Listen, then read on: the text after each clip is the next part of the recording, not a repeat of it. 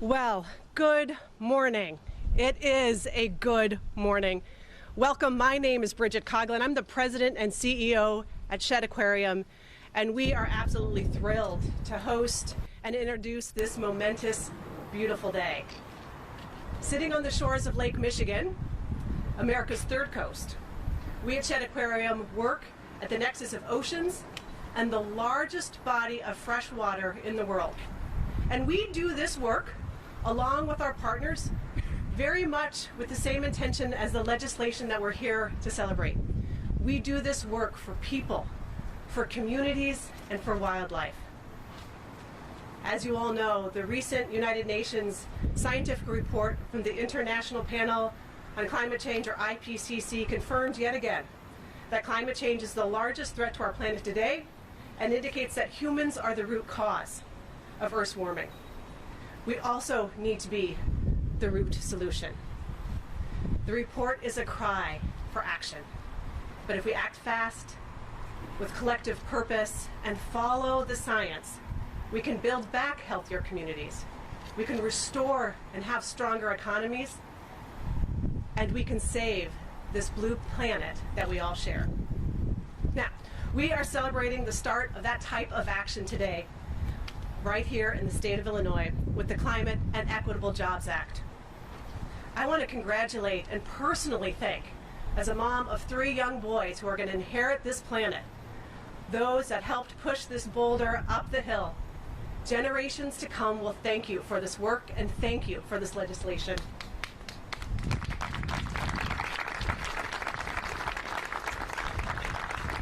The coalition represented by the individuals behind me represents the power of collective impact to address not only the environment, but a legacy of environmental racism, and we together will build healthy and vibrant, sustainable communities.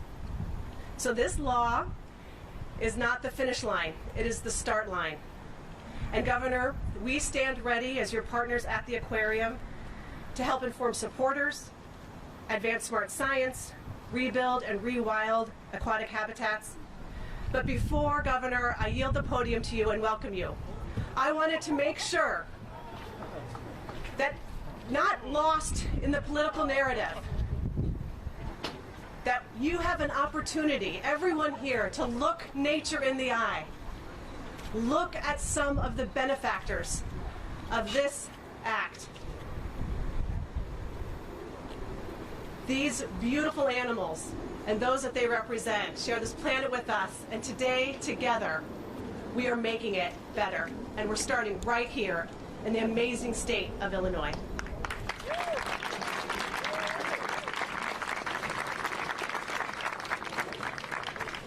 And with that, I want to thank the Shedd Aquarium team for caring for these animals, for educating the public about their role in conservation, and welcome Governor Pritzker.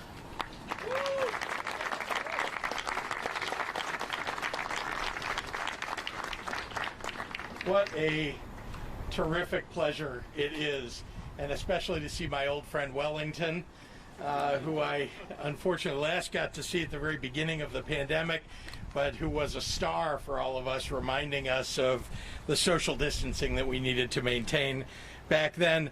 Thank you to Dr. Coughlin. Thank you to all of the people who operate the Shedd Aquarium for us, those of us in the public who love what you do, and I'm just so pleased to have this as our location where we get to sign one of the most comprehensive and important pieces of legislation that maybe we've seen in decades, maybe ever.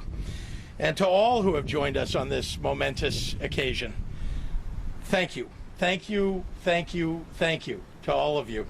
Together we are making history today, taking a giant leap forward to mitigate the impacts of climate change, to establish the most aggressive clean energy standards in the Midwest, becoming the best state in the nation to manufacture and drive an electric vehicle, supporting the creation of thousands of clean energy jobs right here in Illinois, and protecting and advancing the interests of every Illinoisan, and making sure that we're anchoring it all in the values of ethics and equity and consumer protections.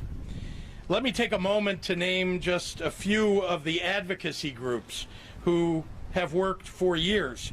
They've been coaxing the world to recognize that environmental work is about people. The Illinois Clean Jobs Coalition, Illinois Environmental Council, National Resources Defense Council, Sierra Club, and Little Village Environmental Justice Organization, just to name a few. That recognition extends also to those who came to the table in the best of American traditions, a fierce belief in fighting on behalf of working men and women, so that we ensure that jobs of today and tomorrow are quality, well-paying jobs and no community is left behind. Those organizations include the members of the Climate Jobs Illinois Labor Coalition, especially IBEW Local 15. Thank you for being at the table and fighting for our working families. I also want to give special recognition to the energy negotiation team in my governor's office. They worked day and night and found every possible opportunity to get the parties together, to sit down and work through every potential workable idea to get from this bill the best results for Illinoisans across the state. They did that for more than 18 months. First, Jessica Himes, who drafted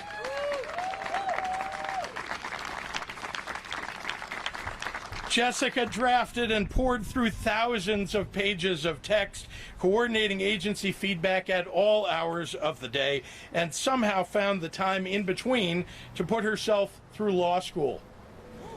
Yeah.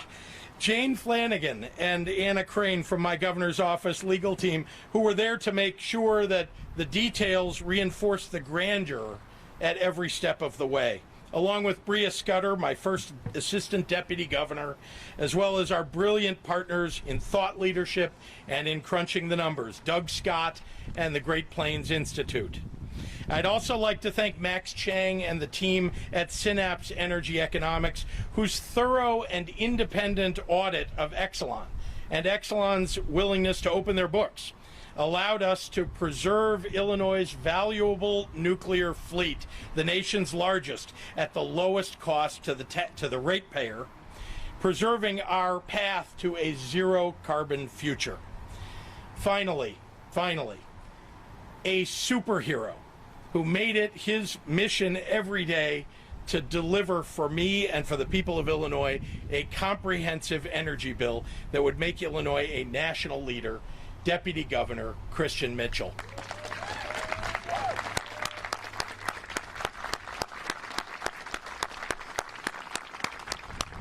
The children of Illinois and their children should know his name, because he led an effort to make the planet more livable for them. And of course, I want to thank my partners in the General Assembly, who came together on behalf of their constituents to combine our best ideas. First and foremost, thank you, House Speaker Chris Welch and Senate President Don Harmon.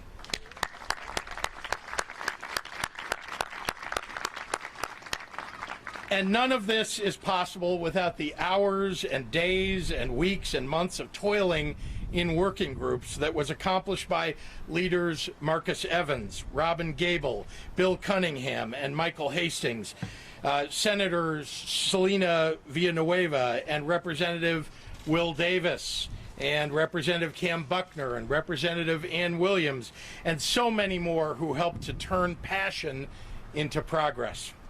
If the crux of public service is the fight for a better tomorrow, then there may be no position more courageous, more necessary than to take action on climate, knowing that the impacts that we seek won't come to fruition until long after our tenure in elective office. Thank you to all who made brave, bipartisan change come about on behalf of Illinois' future.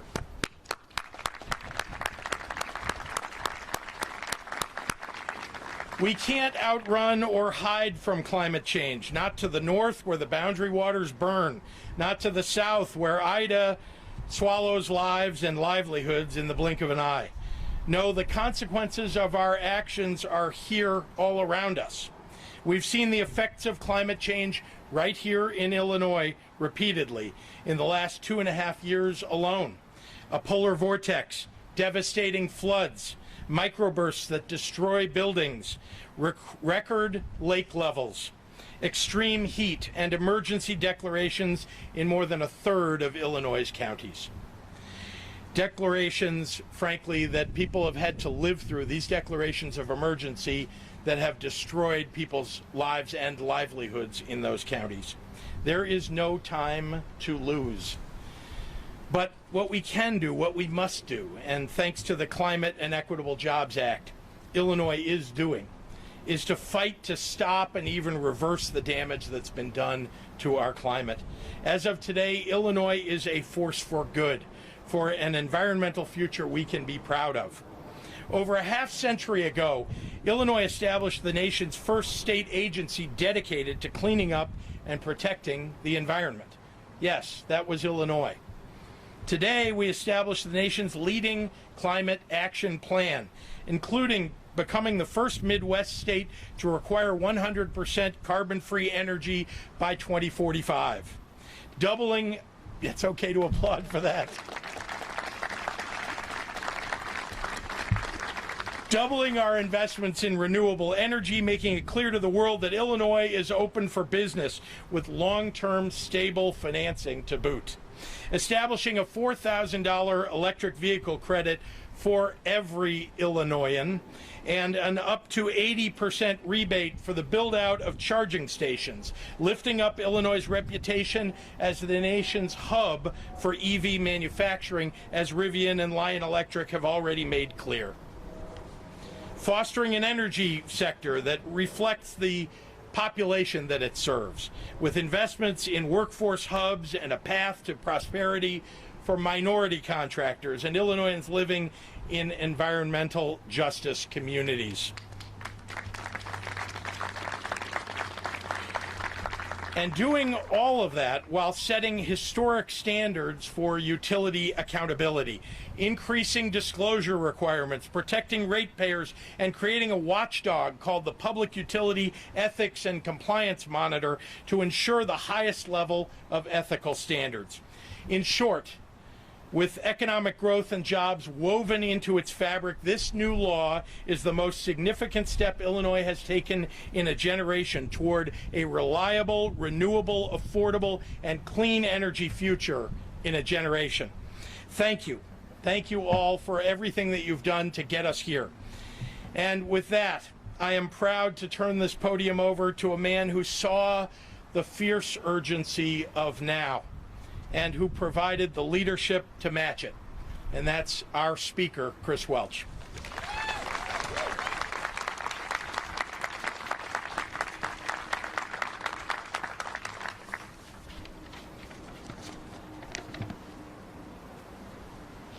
Good morning, everyone.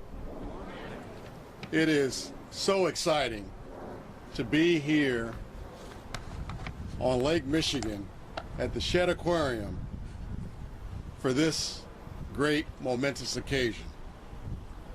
I honestly believe that we're going to look back on this day someday, and we're all going to be telling someone that we were there when Illinois Governor J.B. Pritzker signed the nation's most equitable climate and energy legislation into law. We're going to tell them that we were there when Illinois led in history.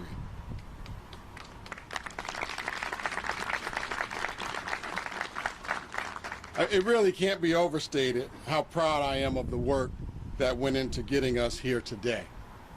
This day would not have been possible if our legislators on both sides of the aisle, in both chambers, didn't remember their why. Sometimes we have to ask ourselves why. If they didn't remember why they signed up for these jobs in the very first place, if they didn't remember the people that we all represent, today is for our children. Today is for our children's children. Today is for communities all across this great state. Today is for the people in Winnebago County. Today is for the people in Lake County, Cook County, St. Clair County, Grundy County. The people of the state of Illinois win big today because our colleagues in the General Assembly remembered people, and they remembered communities. And as Bridget told you, they remembered our planet. I want to thank Governor Pritzker and Senator Don Harmon. They're not just friends of mine, but they're great partners in the fight. They are committed to the state of Illinois, making us a better place to live, work, and play. And I am really proud to work with them in making us the leader in the nation's climate fight. Thank you, Governor Pritzker and Senator Harmon. Let's give them a round of applause.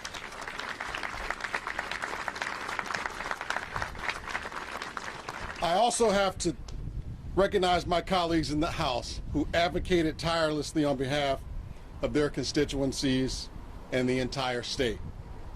Leader Evans, Leader Gable, Leader Hoffman, who couldn't be with us today, but I know he's here with us in spirit, and Representative Ann Williams were fierce champions, fierce advocates at the negotiating table the entire time these conversations took place. This went on for a long time, 3 years. You're going to hear some of them tell you about the struggle, but they got it done.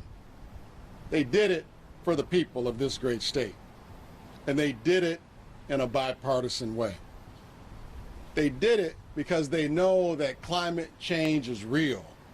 Our planet cannot wait.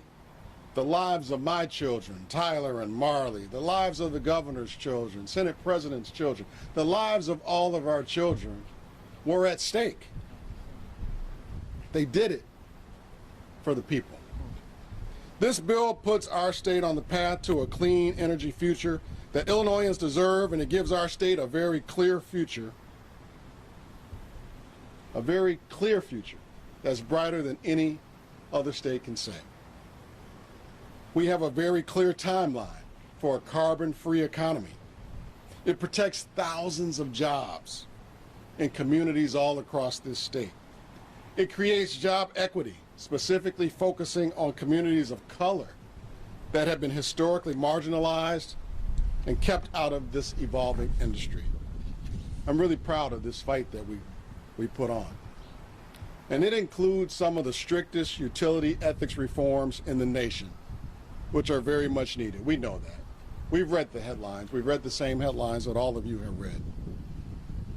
We got the job done. And this is what legislating is supposed to look like. Good faith negotiations and compromise to get to a point where Democrats and Republicans, labor and environmentalists all agree on something.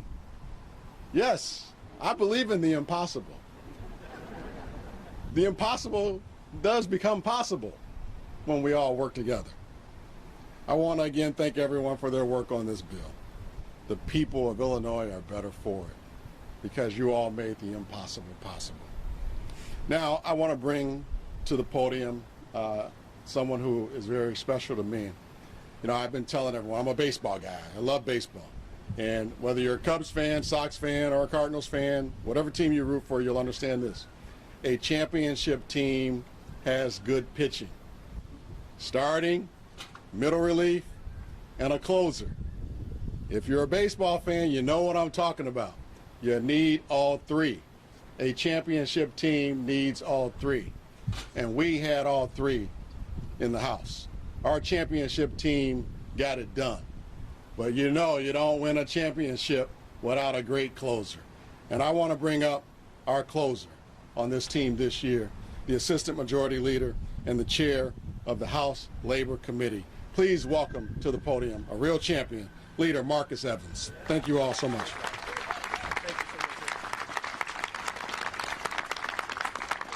Thank you.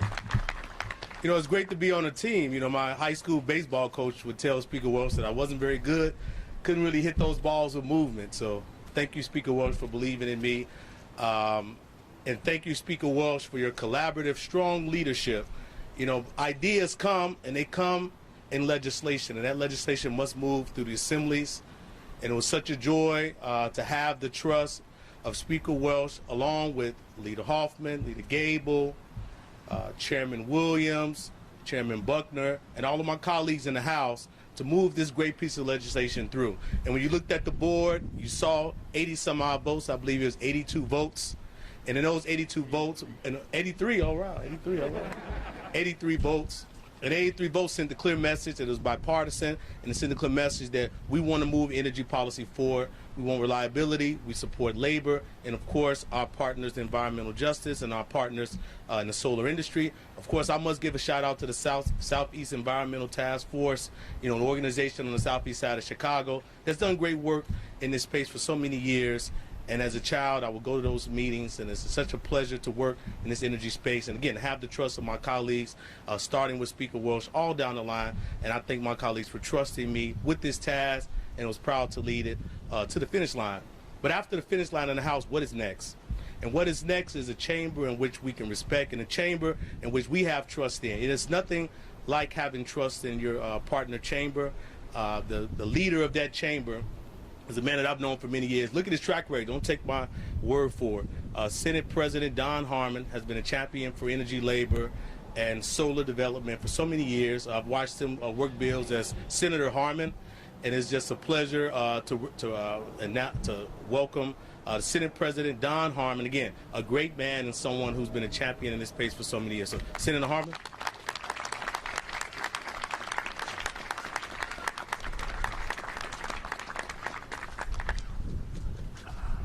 Thank you, Leader Evans. You can do my introductions anytime at all. It is an honor to share the stage with our great Governor and First Lady, my good friend, the Speaker of the House, Chris Welch, and so many tenacious advocates both in the General Assembly and out. This is a day nearly 2 years in the making. We've had our ups and downs, our ins and outs, our twists and turns, but here we are. A few weeks ago, during what some might have portrayed as a stalemate in negotiations, the Governor and I were on the phone talking about energy policy. I told him the Senate's goal was for him to be able to sign into law the most aggressive, most progressive climate bill in the nation. And today that's going to happen. From the beginning, this has been a group project to achieve a shared goal. It wouldn't have happened, it couldn't have happened, unless the Senate, the House, and the Governor all worked together. What we have before us today is comprehensive energy policy, of which each legislative chamber can rightly claim authorship, and that will soon carry the Governor's signature and become the law of our great state. Our goal all along was to enact reliable, renewable, and affordable energy policies that put Illinois in a position to lead the nation. That's exactly what we're doing here today. I want to thank everyone here for helping make that happen, but I also want to thank those that aren't here today, the legislative staffers and the staff in the Governor's office who put in long nights and did the behind-the-scenes work to put this policy together. Our staffs have a remarkable habit of making us look good, and none of this would have been possible without their work and expertise. I know that the next speaker I'm going to introduce, Senator Mike Hastings, is going to name some names of our members and staff, and I'm pleased that he's going to do that. But it's my pleasure to name his name. The chair of our Energy Committee, Mike Hastings, has put in yeoman's work on this effort. I don't know if there's anyone in the entire General Assembly who took this more seriously and learned more about energy policy than Mike Hastings. I am proud of the work he's done. I am proud to call him a friend, and I'm honored to introduce Senator and Leader Mike Hastings.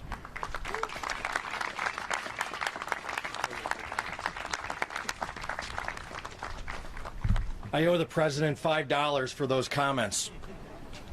So before I begin my remarks, I want to say thank you very much and good morning to everybody here today. I want to introduce and thank some of my colleagues in the Senate that displayed leadership that every Illinoisan deserves, and that was instrumental in the Senate passing this landmark piece of legislation.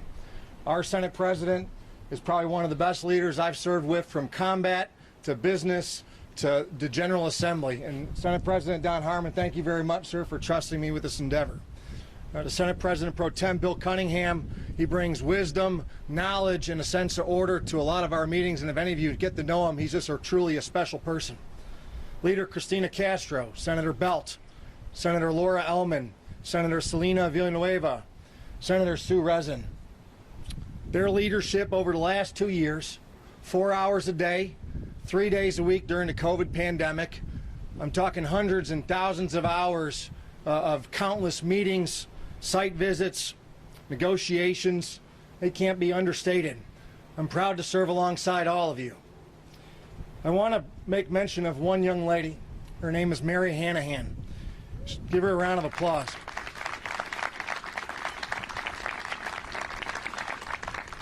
For those of you who don't know Mary, she has a very unusual sense and sick sense of humor for going through this process, but she put in thousands of hours writing this bill, and I want to say thank you. To our clean energy advocates in the room, I see Andrew Barbeau, Jen Walling, Colleen Smith, a whole bunch of folks from the council. John, I see Elaine Neckritz is here as well.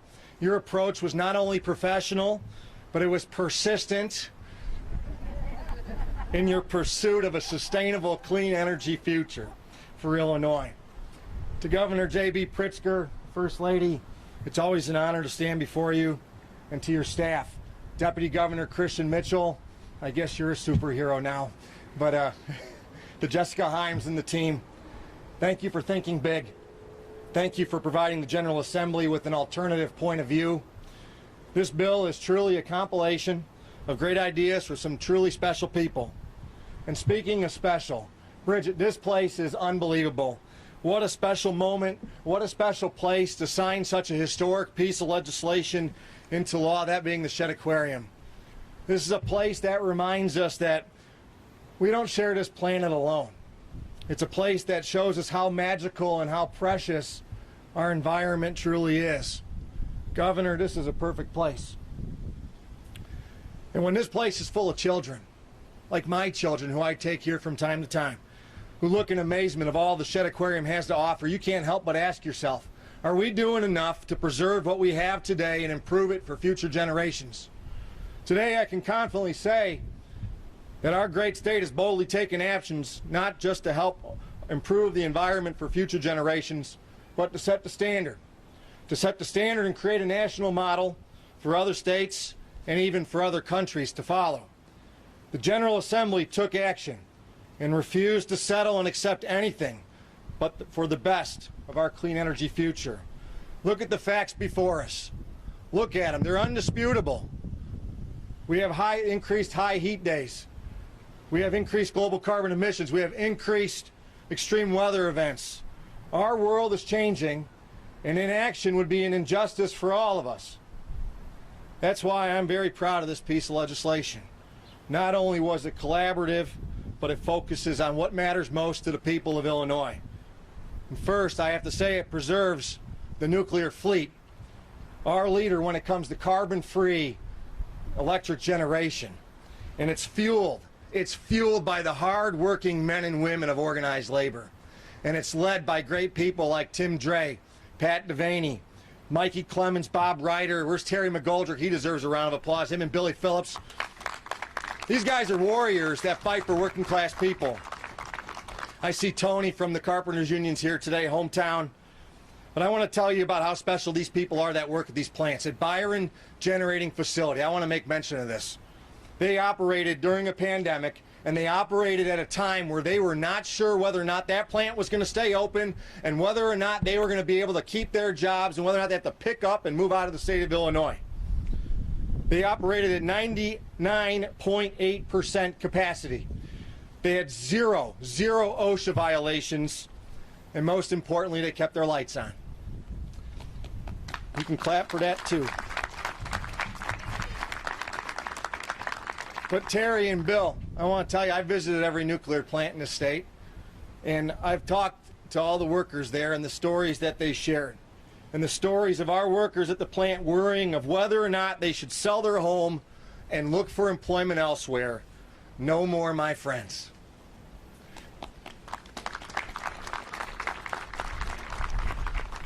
This bill focuses on investing in clean energy like wind and solar, not just in one part of the state, but across all of Illinois. I've been to Coffeen and Kincaid.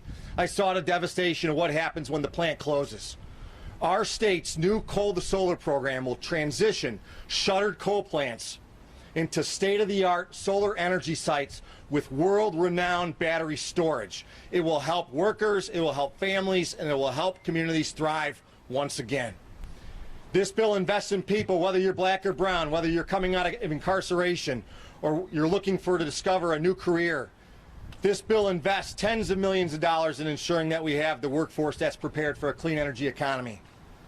But most importantly, and I think probably one of the most key tenets of this bill, it holds people accountable. Those folks who cast a dark cloud over our great state of Illinois, this bill will hold you accountable, and you will be subjected to some of the most sweeping ethics reforms ever to affect the public utility industry, and rightly so, because they did wrong and they need to be held accountable. Last, it changes our children's future and future generations to come by ensuring that Illinois will live in a state with zero carbon emissions over the next 30 years. That's something we can all be proud of. All the hard work, all the tireless effort that went into this. God bless you all. Stay safe. Most importantly, stay healthy. Thank you very much.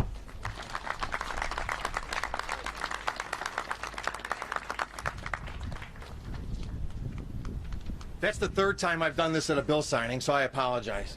But I will say that it takes a partner in a bipartisan bill to get this across the finish line.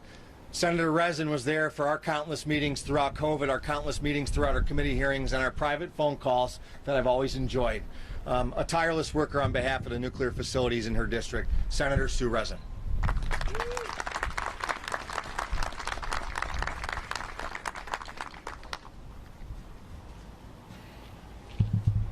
Good morning.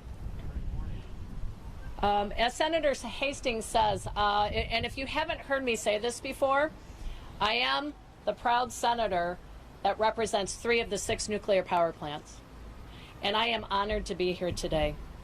For nearly 2 years, thousands of Illinois workers employed by our state's nuclear power plants dreaded the possibilities of losing their jobs and being forced to leave the communities that they love and the lives that they have built.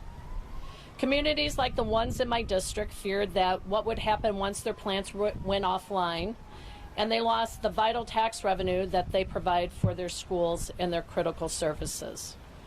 During the last 2 years, stakeholders and legislators on both sides of the aisle spent countless hours fighting to prevent those fears from becoming a reality. With the governor's signature on Senate Bill 2408, we ensure that our state's nuclear fleet will stay online, and thousands of jobs and the tax revenue that they provide won't be lost.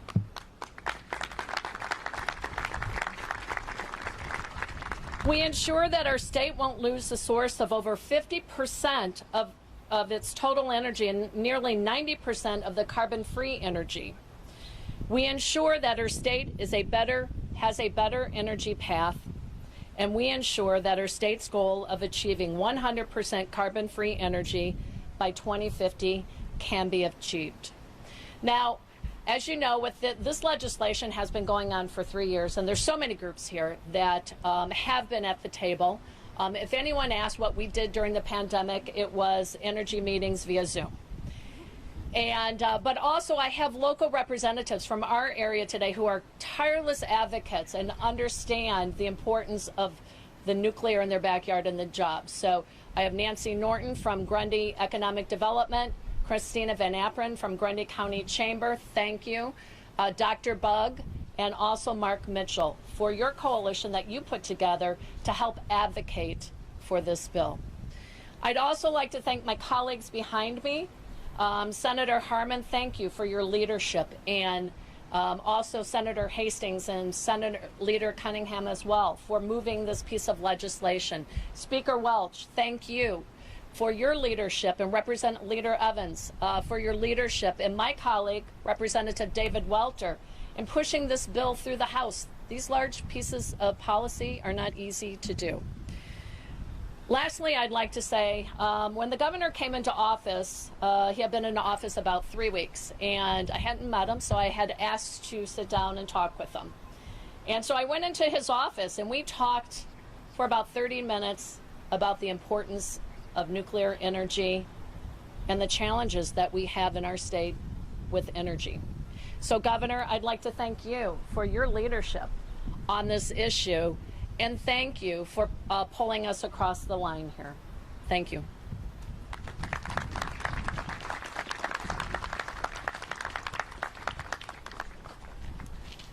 Next, I would like to introduce Leader David Welter.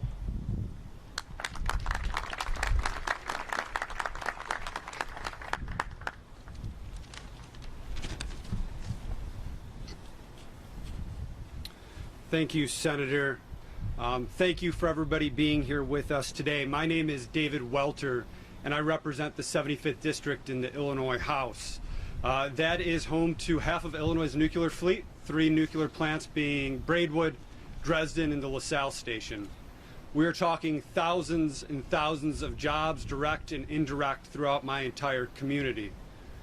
I can tell you for the years leading up to this, and it has been years of negotiations that's taken for us to get here today, that there is not a week that goes by that I don't go to a grocery store or a restaurant or my child's school and hear from whether it's their teacher that their husband has a job there or their father has a job there, and what's at stake. So I know for all of us, we care about a cleaner energy future and what is in front of us. But what this meant for my community today is enormous, So Governor Pritzker, with the stroke of your pen here today, this morning, if we're quiet enough, you might just hear a sigh of relief coming from Morris and Byron and some of these other areas where folks are counting on us to deliver. And that's what we're here to do today. So as I talked about and others have talked about, this process has been difficult. It's been tough. And ultimately, as you saw in the House and the Senate, it did end up coming out to be a bipartisan supported bill. I want to thank everybody involved, and I know everybody's gotten their thank yous, but from the governor's office, again, Christian Mitchell and I served in the Illinois House together, and we've negotiated some pretty big bills since the governor's come in. Christian, I know this hasn't been easy, but you helped us land this plane. You guys, the entire team, Jessica, Doug, Governor, you have an amazing chief of staff. Ann, whenever I call Ann, whenever I have a concern about my district, she has been one of the most effective folks that I've met in government. So thank you, Ann. Our friends from labor, and that can't be understated. One of the reasons why we got across this finish line as well is that labor never stopped fighting for the folks back home. They never stopped representing the workers at these plants and trying to ensure that as we move to a cleaner energy future, that there are jobs there for their workers. And the last point I just want to touch on before I close here is that people often ask, as the spokesperson in the Illinois House for the Republican caucus on energy and environment, they ask about our positions on energy policy and how we differ maybe with our Democrat colleagues. And what I try to say to them, and I try to be as upbeat as possible, is that we all care, Democrats and Republicans, about a cleaner energy future, leaving a better future for our children and their children. We just have a different view of how we get there and when we get there. And I feel this bill, although not perfect, was a compilation of a lot of work and a lot of time and a lot of effort to try to get us as close as possible. So again, I thank everybody for being here. Governor, I am so excited to see your pen hit that paper and be able to go back and tell the folks back home that they will have their jobs, they don't have to sell their homes, and they can stay in our community. Thank you. Next, I would like to introduce Representative Ann Williams, who is the counterpart in the Illinois House. She is the chair of the Energy and Environment Committee and a fierce advocate for clean energy and a cleaner future. Representative Ann Williams.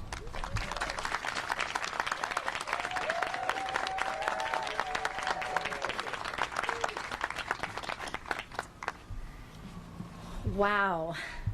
I am so honored to be here today to watch the long-awaited, much deliberated nation-leading climate bill be signed into law. We did it. Collaboratively, we worked together to put communities and consumers first. We put people before utility company profits. We set the stage for real investment in renewables and in the people and communities traditionally left behind. We provided for strong ethics, accountability, and oversight measures. And we created a solid decarbonization plan for Illinois' power sector.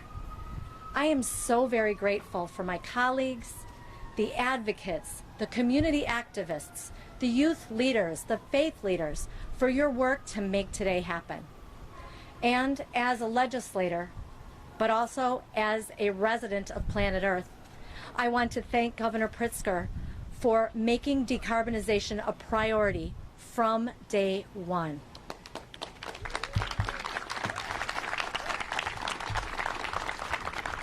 And I want to thank House Speaker Chris Welch for ensuring that the final package was truly a climate bill. And of course, Senate President Harman for getting it across the finish line. So today is a historic day. We can celebrate today. But the climate conversation is far from over in Illinois and everywhere else. Addressing the climate crisis, which remains an escalating threat to the life and health of each and every one of us, will require ongoing, aggressive, and sustained action at all levels of government. So yes, today is a good day, but today is just the beginning. Thank you. And with that, I'd like to introduce one of those champions, Delmar Gillis with Elevate Energy. Delmar.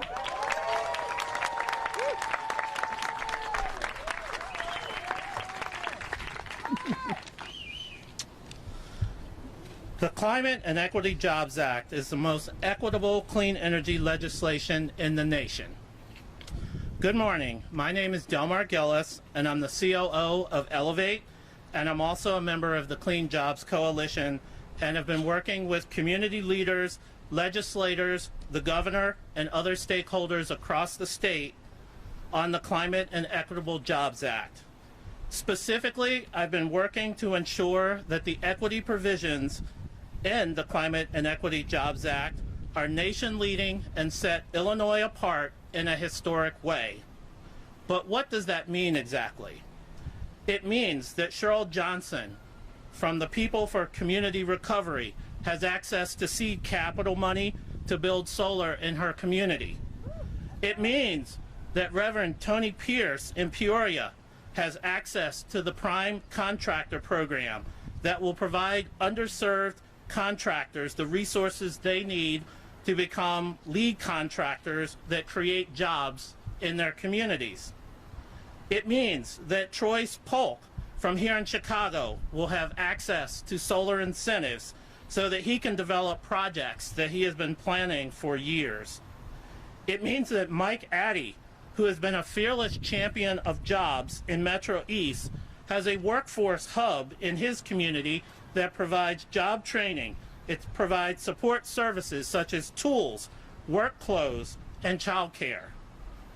It means that community leaders like Juliana Pino and Naomi Davis have the accountability and transparency around these programs to ensure that they are meeting their intended needs.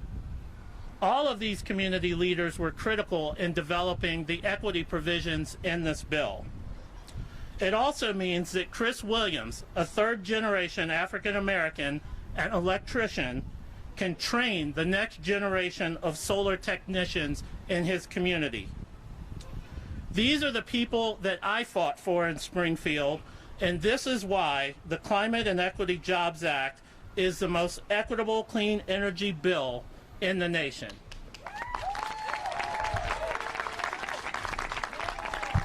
So let's get to work. There is much to do.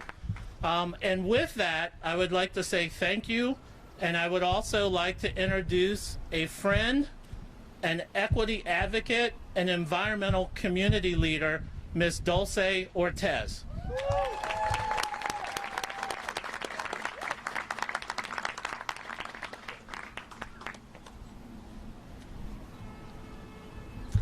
Buenos días. Mi nombre es Dulce Ortiz. Yo soy residente de Waukegan y soy una co-líder de Clean Power Lake County. Hoy es un día muy especial, no nada más porque marca el comienzo del mes de la herencia hispana, pero también es un día histórico en el estado de Illinois, donde esta nueva ley le da prioridad a nuestras comunidades latinas y afroamericanas, que históricamente han sufrido desproporcionadamente debido a la exposición a peligros ambientales.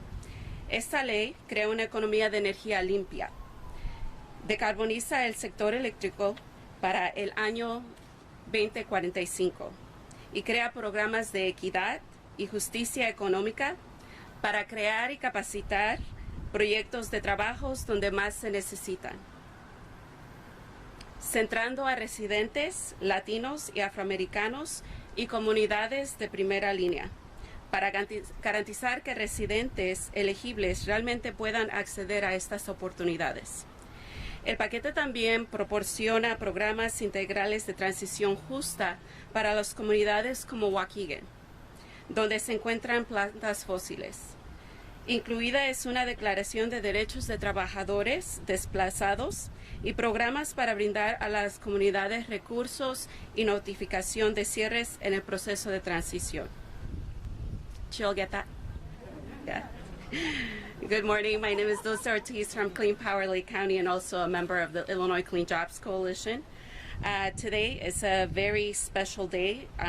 It's not only a special day because it's the start of the Hispanic Heritage Month, but it is also a historic day in the state of Illinois, where we become the leader in clean energy in the nation.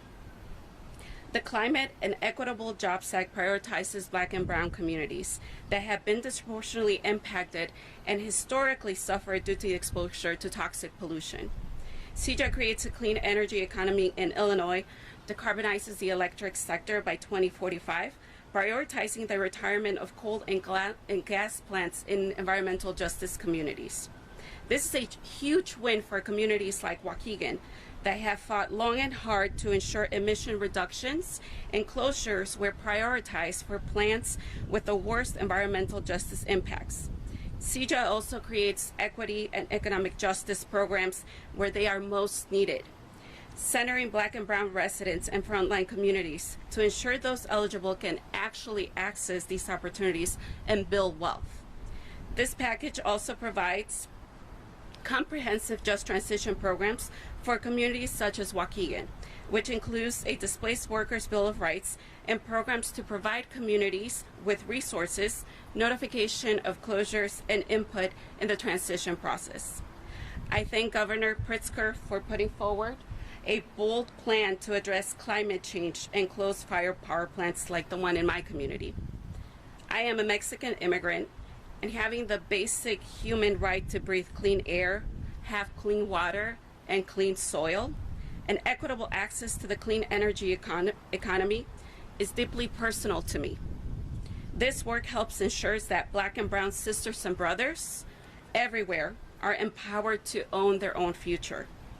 This month, many Latin American countries will celebrate their independence. Today, we celebrate our independence from fossil fuels. I dedicate this win to my 3 children.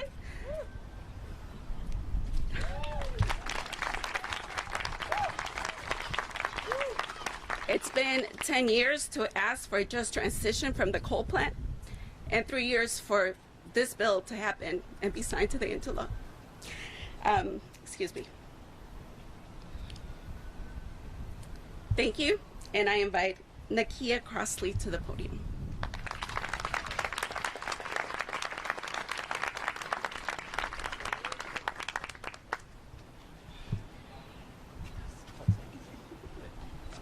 Good morning. It's a beautiful day to pass an energy bill, and quite an historic day for clean energy in this state. Again, my name is Nakia Crossley. I am the Central Region Director and counsel of the Solar Energy Industries Association, which is the National Trade Association of the solar industry. And I'm the spokesperson for the Path to 100 Coalition, which represents the renewable energy industry doing business here in Illinois. On behalf of us all, I want to thank Governor Pritzker and the General Assembly for creating the largest expansion of renewable energy in our history. This bill solves the crisis that had stalled renewable energy development in Illinois, and it puts us on the path to a clean energy future. In the next 10 years, renewable energy businesses are going to create more than 50,000 new jobs, building projects in every corner of the state that saves consumers money and fights climate change. We are proud of the diversity and equity commitments in this legislation, and we look forward to making sure that as the renewable energy industry grows, it fully reflects the diversity of Illinois. And we look forward to partnering with organized labor to build the middle class while we're building renewable energy. So many people worked on this bill, a lot of whom are here today, but many whom are not. I want to give a special thanks to Representative Will Davis and Senator Bill Cunningham, who have worked with us, the Path to 100, from day one, nearly 3 years ago, so that we could be here today. I also can't leave this podium without acknowledging just a few of my colleagues, Jonathan Feipel, who has been my right-hand man throughout this process, Dave Lundy and his team, Laura Procera at CCSA, Leslie McCain at ICEA, Jeff Danielson at ACP, Amy Hart, Sarah Wokas, Barry Matchett, Courtney Welch, and so many others. We, the women and men of the renewable energy industry, we understand that Illinois' clean energy future depends on us. We need to build a new energy system that eliminates pollution, keeps the lights on, and keeps electric bills low. And we need to move faster than ever before. The renewable energy industry stands ready to take on that challenge with you. So thank you, Governor Pritzker, for putting Illinois on the path to 100. Thank you very much. And I'd like to call Pat Devaney to the podium.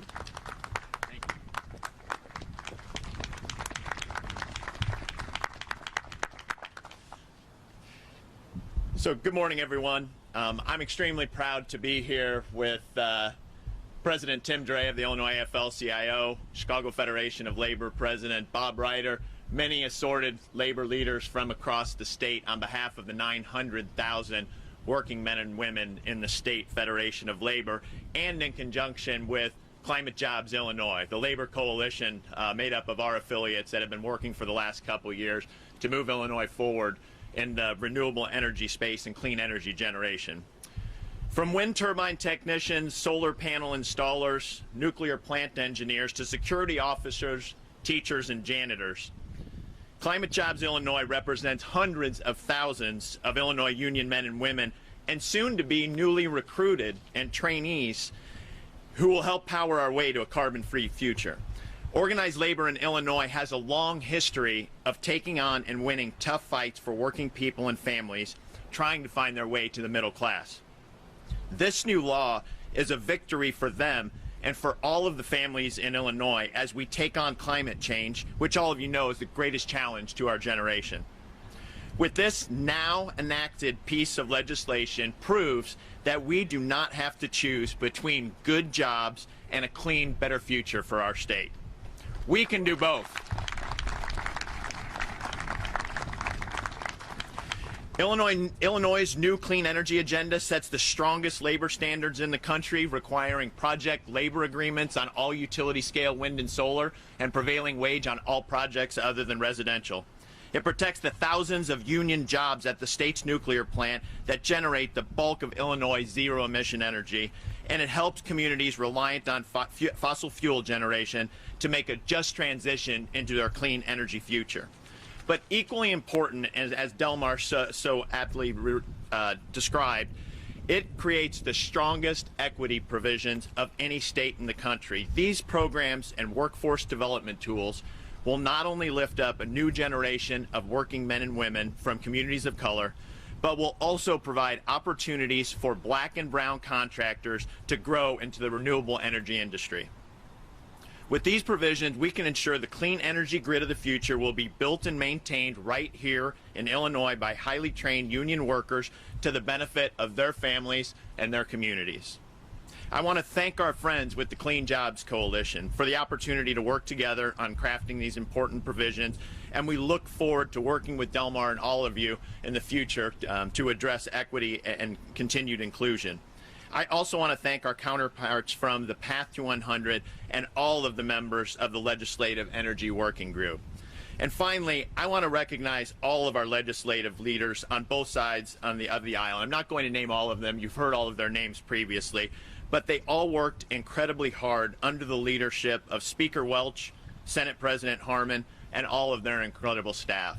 And I also want to thank Governor Pritzker and his staff for the incredible work that they've done to reach this compromise solution that establishes Illinois as a leader in clean energy and workers' rights. We owe it to our families and all future generations to get this right. And with this measure that the governor is going to sign today, I am confident that we are on our way to winning the fight against climate change and building a stronger middle class along the way. So our next and our last speaker before the governor signs the bill, and I think it's perfect that he closes it out, is the IBEW Local 15 business manager, Terry McGoldrick. Terry's responsible for representing all of the people in our nuclear fleet across the state and has just done an incredible job through this process. So Terry.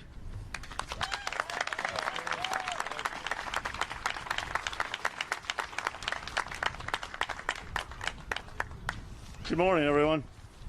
First of all, I got to say, Speaker, that was a really long ball game. Good morning, everyone. I'm Terry McGoldrick. I'm the President Business Manager of IBEW Local 15. I represent thousands of union members who help operate the state's nuclear plants and nearly 90% of the state's current clean energy. We also represent people that work at the fossil plants, and I'm very happy that there's provisions in this bill for those people and also address coal to solar in the future. Those folks who have worked shorthanded, additional overtime shifts, and shift changes, and did it at a record level, and did it during a pandemic. It's unbelievable the work that those guys did, not knowing whether they were going to have a job or not. They go to work every day to provide safe, reliable power to our communities. There are thousands of hardworking men and women who set the foundation for Illinois to meet its ambitious and achievable clean energy goals that Governor Pritzker will enact today.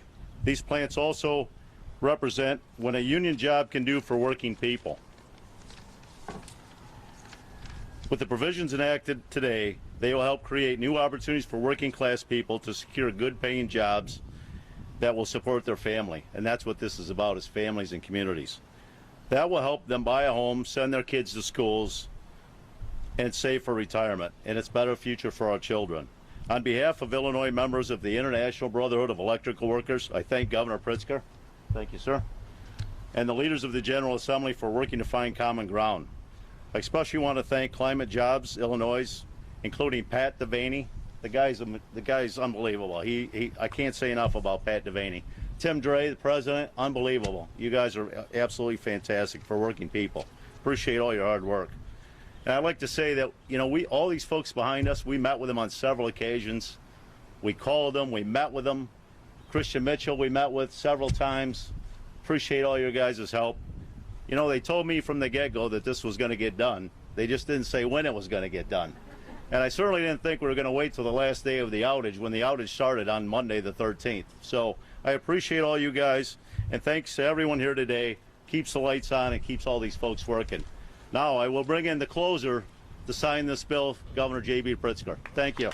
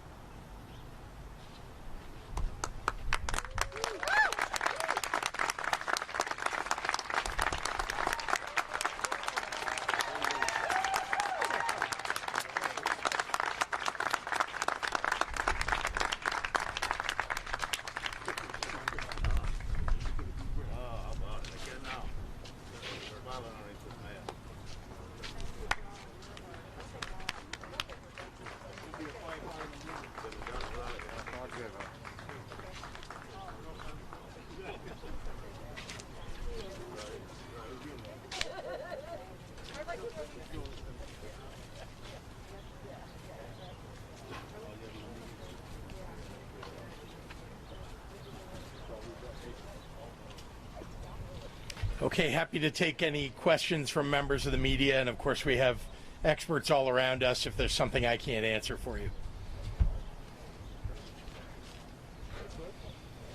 Okay, well, thank you all very much.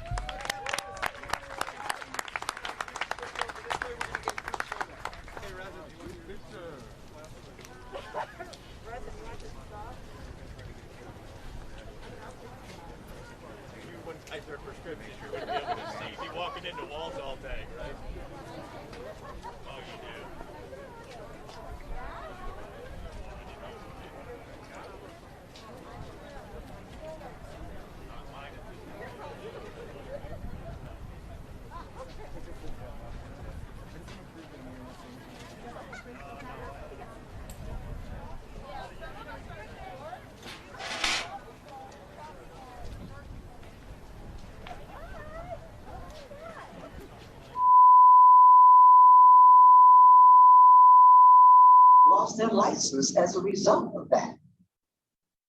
So, and how